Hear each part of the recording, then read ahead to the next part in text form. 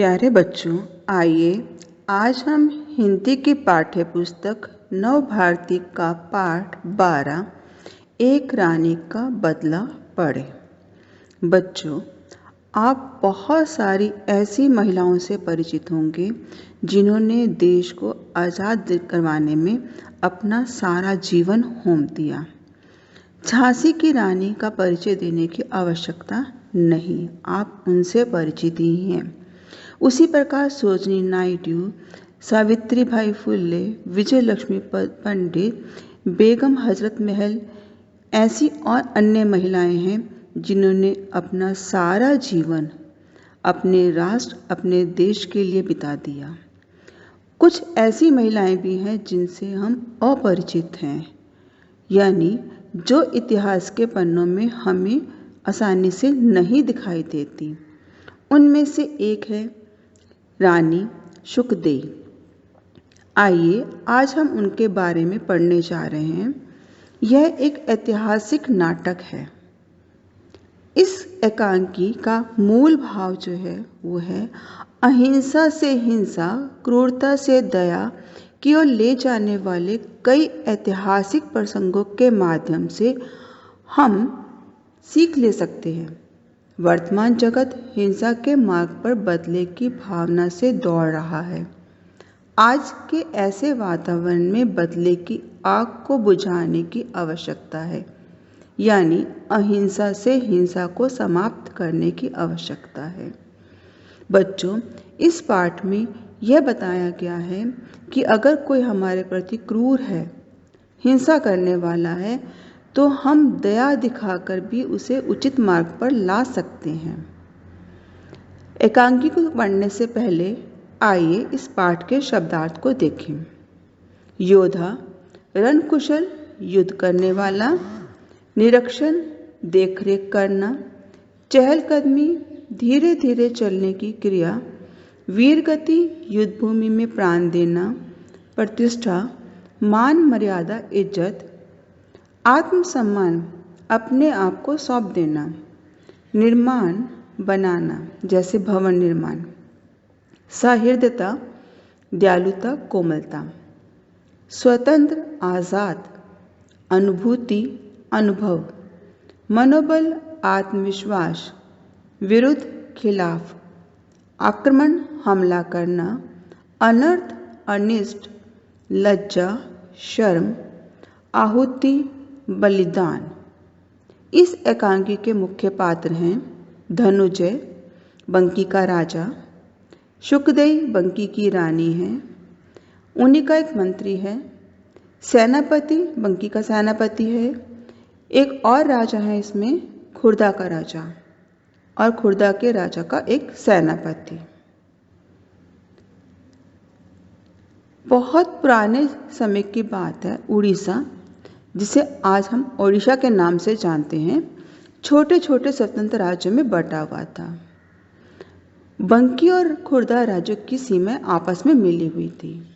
पास पास सीमाओं होने के कारण उनमें अक्सर सीमा संबंधी झगड़े होते रहते थे और कभी कभी ये झगड़े लड़ाई का रूप धारण कर लेते थे।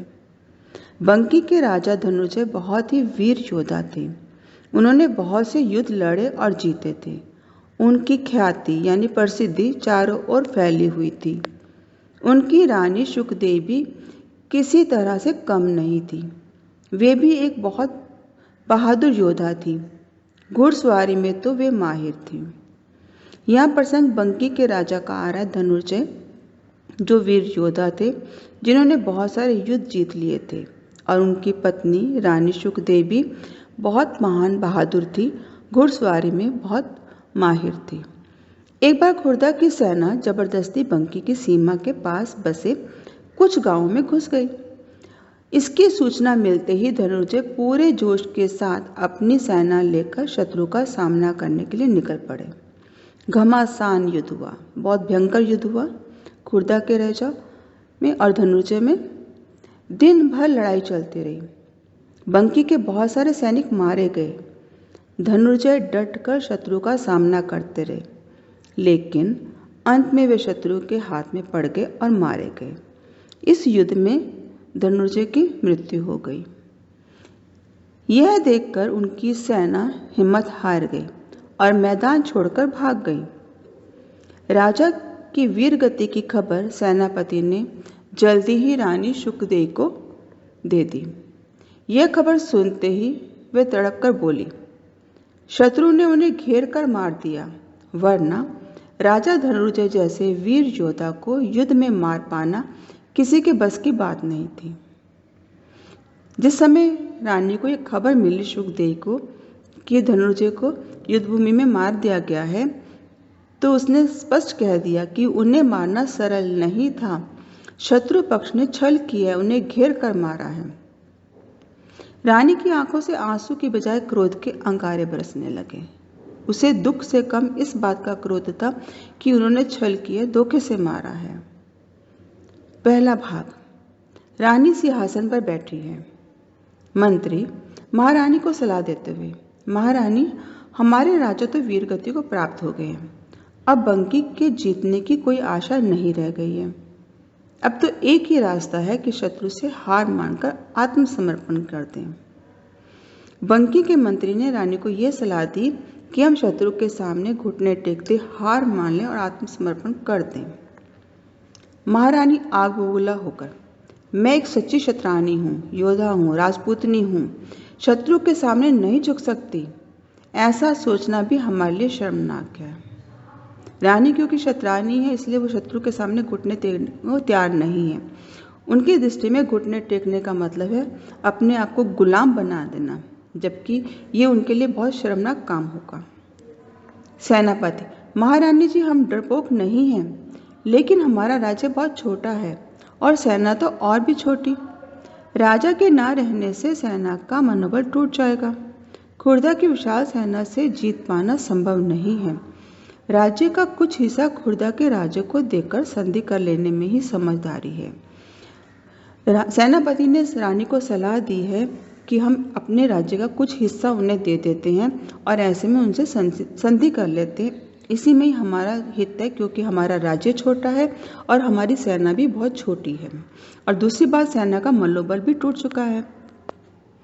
रानी गुस्से में उठ खड़ी हुई और चहलकदमी करने लगी, यानी धीमे धीमे कदमों से वहाँ चलने लगी। महारानी पूरे जोश के साथ, सेनापति जी, हम अपनी जमीन का एक टुकड़ा भी उन्हें नहीं देंगे।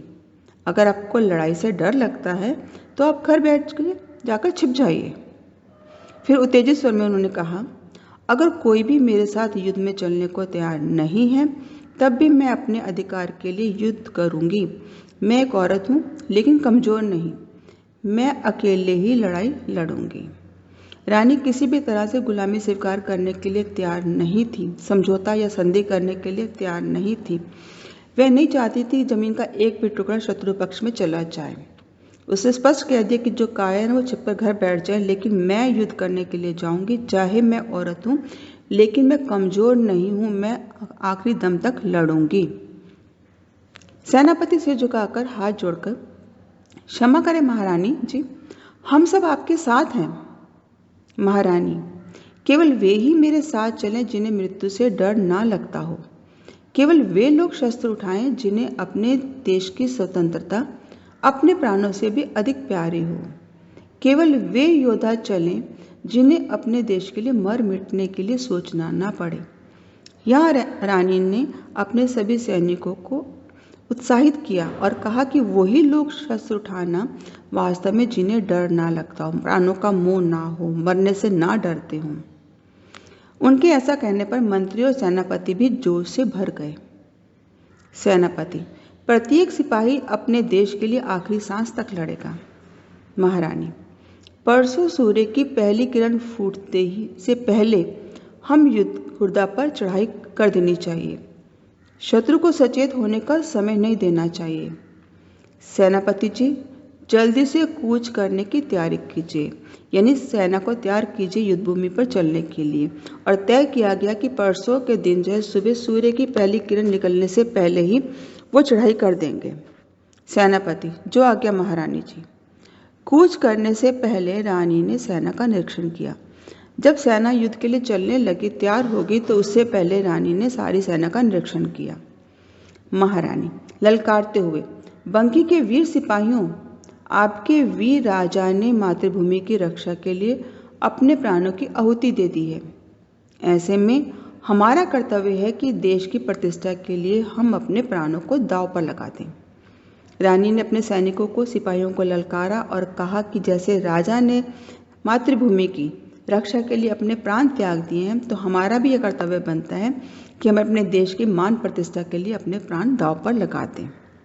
दूसरा भाग। खुर्दा का राजा अपनी जीत का समारोह मना रहा था। तभी राजा को सूचना मिली, सेनापति महाराज बंकी की रानी ने आक्रमण कर दिया है। अब यहाँ दृश्य दिखाई दे रहा है खुर्दा के राजा का, जो जीत चुका था और जीतने के बाद समारोह मना रहा था। तभी उसके सेनापति ने आकर सूचना दी कि बंकी की रानी ने आक्रमण कर दिया है। राजा यह सुनकर हक्का बक्का रह गया।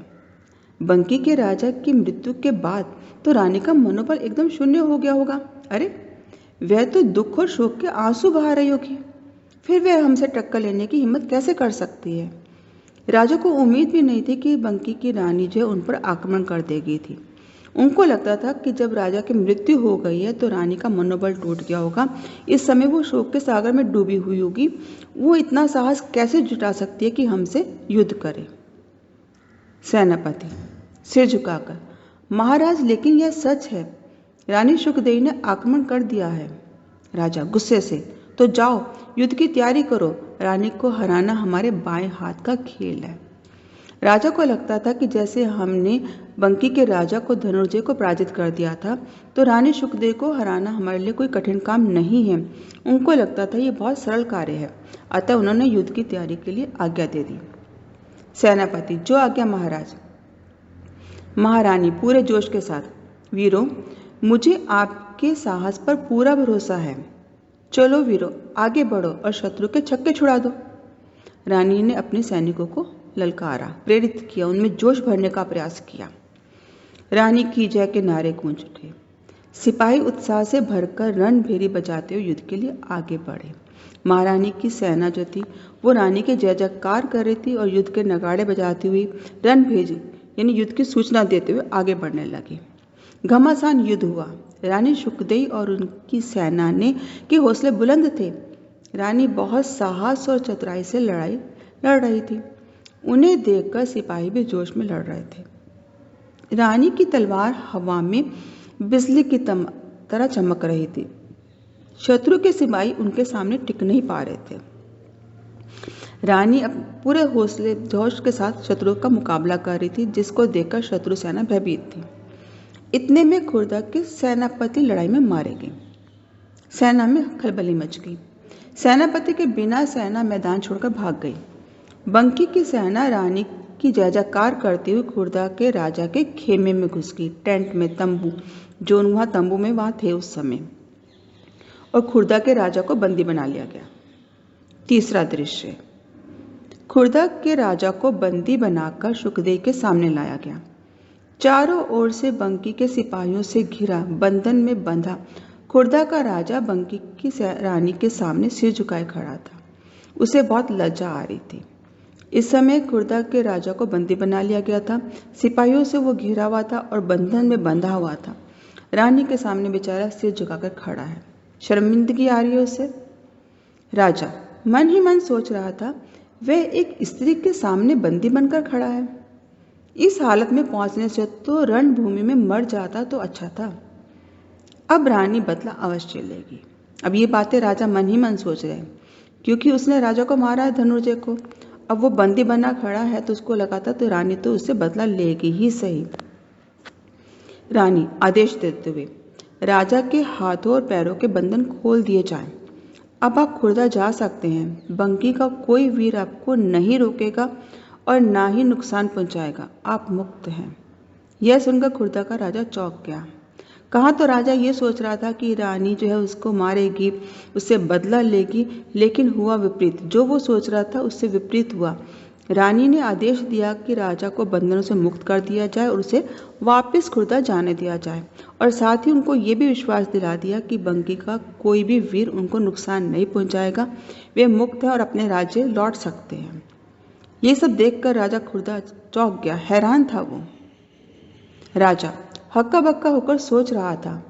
रानी मृत्युदंड के बदले न केवल जीवन दान दे रही है बल्कि राज्य भी वापस दे रही है।